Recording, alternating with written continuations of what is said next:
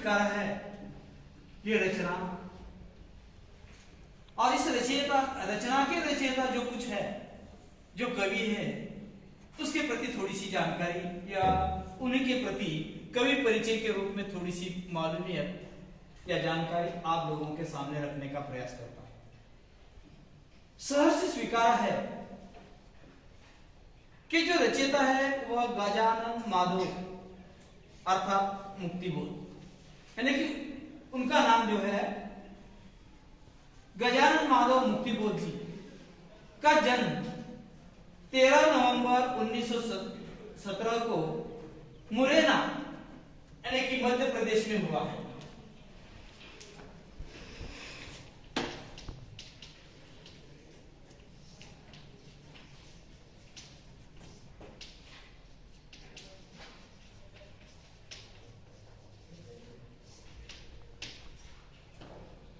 मुक्तिबोध जी का जन्म 13 नवंबर 1917, उसका उन्हीं की आरंभिक शिक्षा यानी कि कवि की आरंभिक शिक्षा मध्य प्रदेश में, और स्नातकोत्तर मतलब जैसे कि हमें पता है ग्रेजुएशन, पदव्युत्तर यानी कि स्नातकोत्तर यानी कि पोस्ट ग्रेजुएशन तक की शिक्षा कहां हुई? नागपुर में हुई। माधव जी ने मतलब आपने अध्यापन कार्य के साथ हंस और नयापुन पत्रिका का संपादन कार्य भी किया है। पता है आपको कि संपादन का कार्य क्या होता है? जैसे कि अखबार हुआ करते हैं, साप्ताहिक हुआ करते हैं, अखबार हुआ करते हैं। पता है कौन कौन से अखबार पढ़ते हैं? तुम में से कोई कोई अखबार पढ़ता है यानी कि दैनिक समाचार पढ़ते हैं? कौन से, कौन कर सकता है? किसी कोई एक नाम? सकाल, पुडारी, लोकमत, ये अखबार हुआ करते हैं दिन भर यानी कि दैनिक अखबार। जैसे कि दैनिक समाचार पढ़ने, कई लोगों को अखबार पढ़ने की आदत होती है, तो ये उन्हीं के प्रति उन्होंने बता दिया कि संपादन का कार्य किया, हंस और नयापुन पत्रिका का संपादन का कार्य। और उनके बारे में एक वैशिष्ट्यपूर्ण बात है कि ये नई कविता के सर्वाधिक चर्चित कवि रहे हैं। कौन? ये मुक्तिबोध जी। नई कविता की जो कुछ साहित्यकार या रचनाकारों का नाम आता है उनमें से ये चर्चित कवि रहे, बहुचर्चित।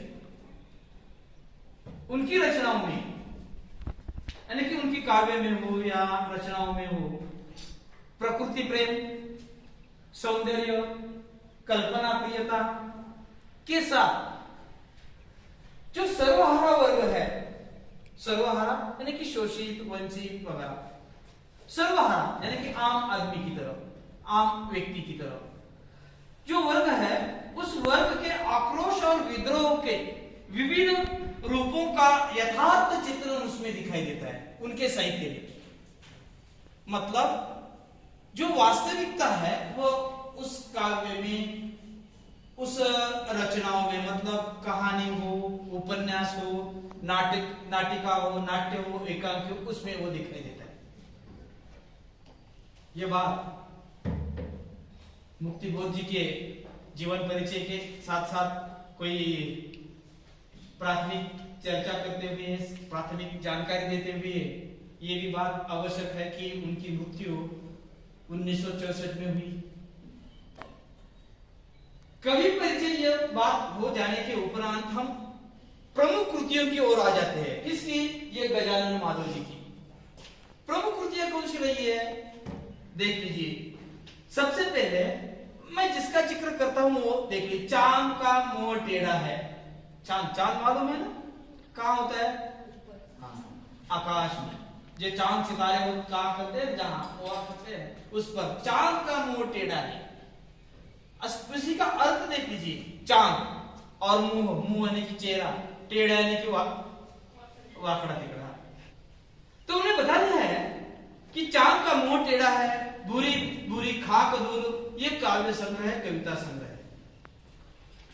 सतह से उठता आदमी, ये उनकी कहानी है, यह कहानी संग्रह है। सतह से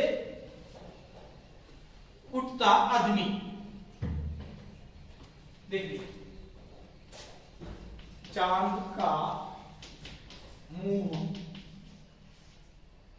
टेढ़ा है,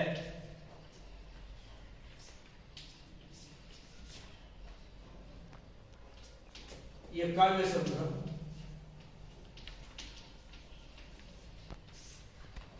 और सतह, क्या कौन सी बात कही? सतह से उठता आदमी बोलना आवश्यक है, जो जब पूछ लिया जाए तो। सतह से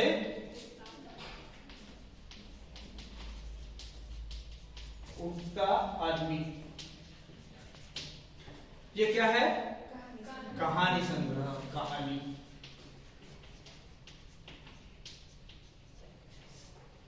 और बात, ये दो विधाओं की बात तो हमने रख दी। विपात्र, ये उपन्यास है।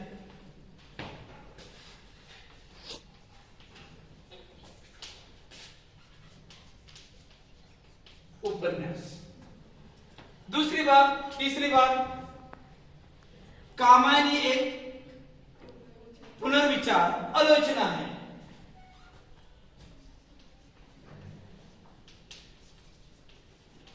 कहने का मतलब है, ये जो कोई हमारे साहित्यकार है, रचनाकार है, गजानन माधव मुक्ति खोज जी, ये अष्टपैलु व्यक्तिमत्व है साहित्यिक दृष्टि से। उन्होंने काव्य संग्रह, काव्य, नई कविता के चर्चित कवि। उसके अलावा उपन्यास का नाम आपने बता दिया या लिख दिया। इसके अलावा आलोचना, यानी कि हिंदी साहित्य की जो जो कुछ विधाएं हैं, हर विधा में उन्होंने साहित्यिक योगदान हमारे हिंदी साहित्य क्षेत्र में, हिंदी साहित्य विचारों को या लेखकों, अपने वाचकों को, पाठकों को देने का प्रयास किया। यह बात हुई प्रमुख कृतियों की। अब तीसरी जो पादन है, वह है काव्य प्रकार। कौन सा यह काव्य प्रकार? सहजता से, हाँ उन्होंने बोल दिया, ये जो काव्य प्रकार है, मैंने ऊपर ही इसका नाम नई कविता, यानी कि हमारे जो हिंदी साहित्य जगत में या हिंदी साहित्य में आदिकाल, भक्तिकाल, रीतिकाल, प्रगतिकाल, प्रयोगवाद, ये नई कविता, ये सब कुछ एक एक करके आजकल जिसे हम नई कविता के रूप में समझ सकते हैं, जान सकते हैं, उसी के बारे में नई कविता है। और नई कविता के रूप में उन्होंने बता दिया है कि मानव विशिष्टता से उपजी उस मानव के लघु परिवेश को दर्शाती है, जो आज की तिक्तता और विषमता को भोग रहा है। विषमता समझते हैं? विषमता क्या होती है? आप लोगों को हम लोग समझते हैं स्त्री पुरुष समानता होनी चाहिए, विषमता नहीं होना चाहिए। विषमता का मतलब समझते हैं? एक सम और दूसरा विषम। विषमता का अर्थ तो समझते हैं सभी। हाँ, तो उन्होंने बता दिया है कि विषमता को भोग रहे हैं, इन सब के बीच यह अपने व्यक्तित्व को भी सुरक्षित रखना चाहते हैं या रखने का प्रयास करते हैं। हिंदी साहित्य में समय के अनुसार बदलाव आए, नई कविता प्रामुख्यता से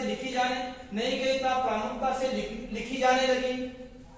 इन कविताओं में जीवन की विसंगतियों का चित्रण देख लीजिए। उस कविताओं में, यानी कि नई कविताओं में कौन कौन सी बातें दिखाई देती है, तो उन्हें बता दिया है कि विसंगतियों का चित्रण, जीवन के संघर्ष का चित्रण या तत्कालीन समस्या को सशक्त रूप से रखने का प्रयास उन्होंने इस काव्य प्रकारों के द्वारा या इस काव्य में, नई कविता में करने का प्रयास किया है।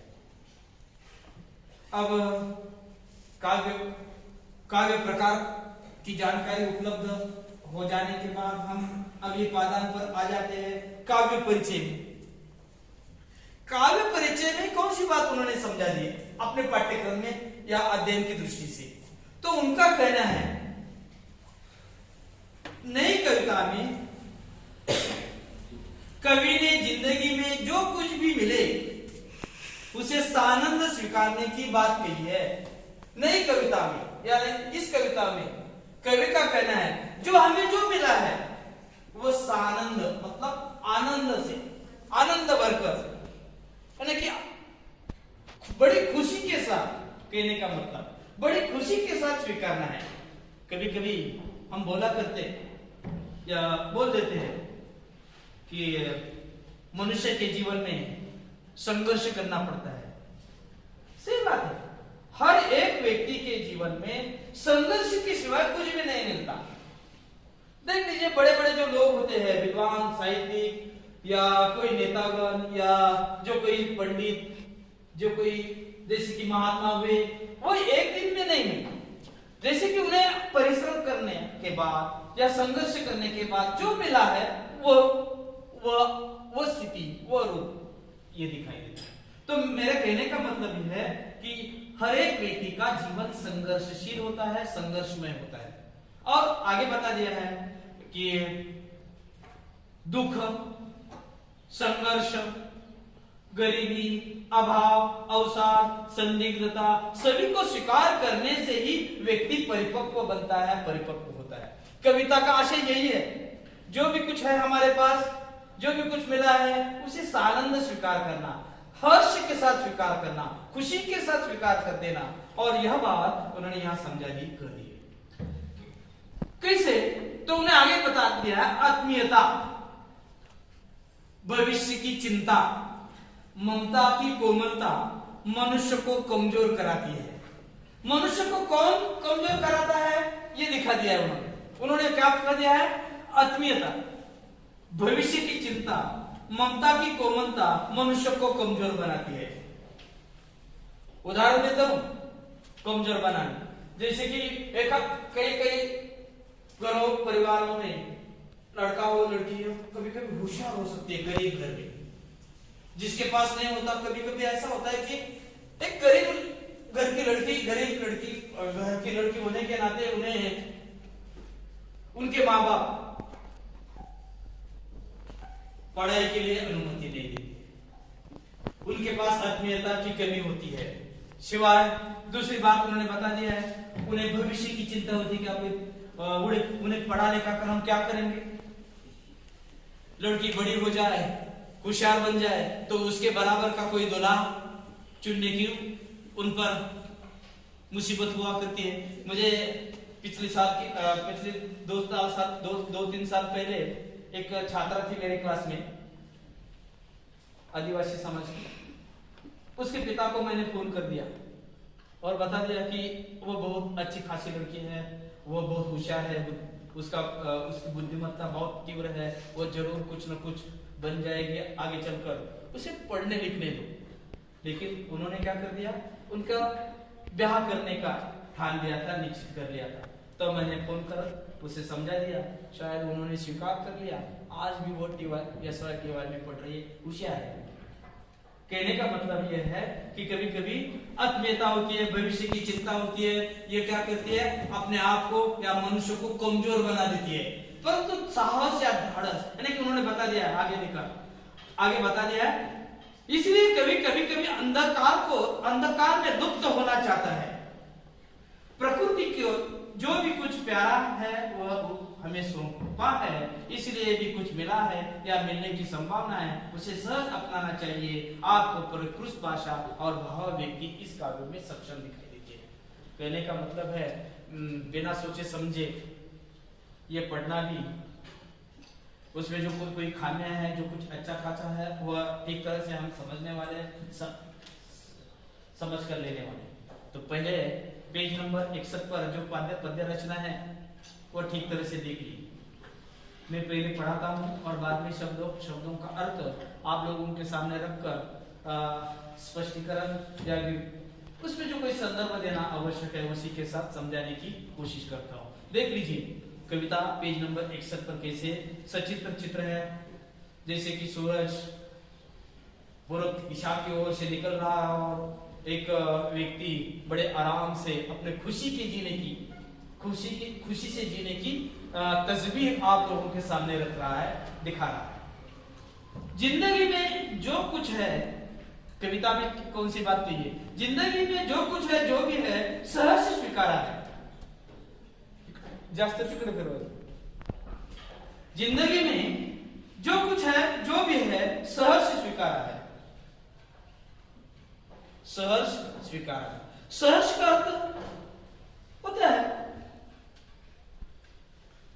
मन से यानी कि सहर्ष यानी कि खुशी से, सहर्ष के साथ, मतलब हर्ष के साथ सहर्ष स्वीकारा है। इसीलिए कि जो कुछ भी मेरा है वह तुम्हें प्यारा है।